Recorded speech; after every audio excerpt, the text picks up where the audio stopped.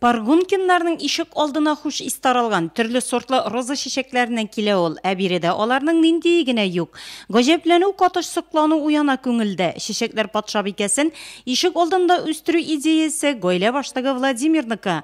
Барысы да уйламаганда килеп чыга. Хуҗабикә Галина иренә роза чәчәкләре бүләк итүне сорый. 8 марта было, я сказала. 8 март иде. Шәһәрдә әлеге бәйрәм сизелә. Биредә чәчәк бүләк итүче юк. Иреме шул хакта әйткән идем. Миңа ул вәгъдә бирде. Менә сиңа минем бүләгем диеп язын роза чәчәкләре утыртты. Розы начали выращивать в 2010 году. Розаларны 2010 елдан үстерә башладык. Хатыным роза букеты сорагач, мин сиңа чәчәкләр патшабикәсен үзем утыртам. Үстерерсең һәм күзәтеп барасың. Чәчәкләр яздан алып кара көзгә кадәр чәчәк атачак һәм матурлыгы белән сокландырачак дидем. Розалар җәй башыннан алып кара көзгә кадәр чәчәк атып утыра. Ирле хатынны Паргункиннар розаларны бергәләп үстерәләр. Бик нәзберек булганлыктан зур игътибар сорый ул. Шингән таҗларын көндә чистартып чәчәкләргә су сибеп торалар. У нас сортов около 10-15. Бездә розаларның 10-15 төрле сорты, төрле төстә. Без башлыча кызылларын, алларын яратабыз. Сары шәмәхәләре дә бар. 50 төп барлыгы. Кышка аларны кисеп, төреп калдырабыз, туңмасыннар өчен. Шуңа кышны әйбәт чыгалар. Көньяк чәчәкләре безнең Татарстаныбызда бик әйбәт үсә. Наши зиму хорошо переносят.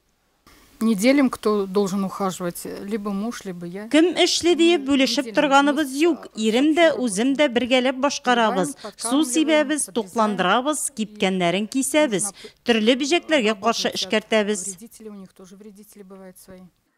Паргункиннар һөнәрләре буенча икесе дә табиб. Эштән арып кайткач, роза чәчәкләре янында утырып ял итү үзе үк рәхәтлек бирә.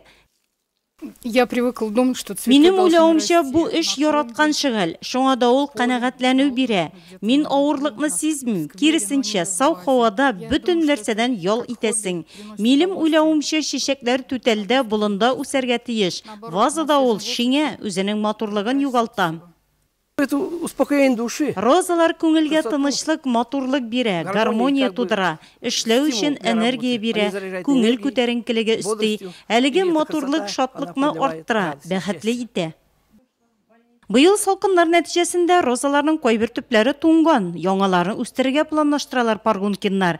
Ишек алдында үз розарияңны булдыру тырыш хезмәт сорый. Үз куллары белән шундый матурлык тудырган Паргункиннар гаиләсенә карап сокланырга гына кала.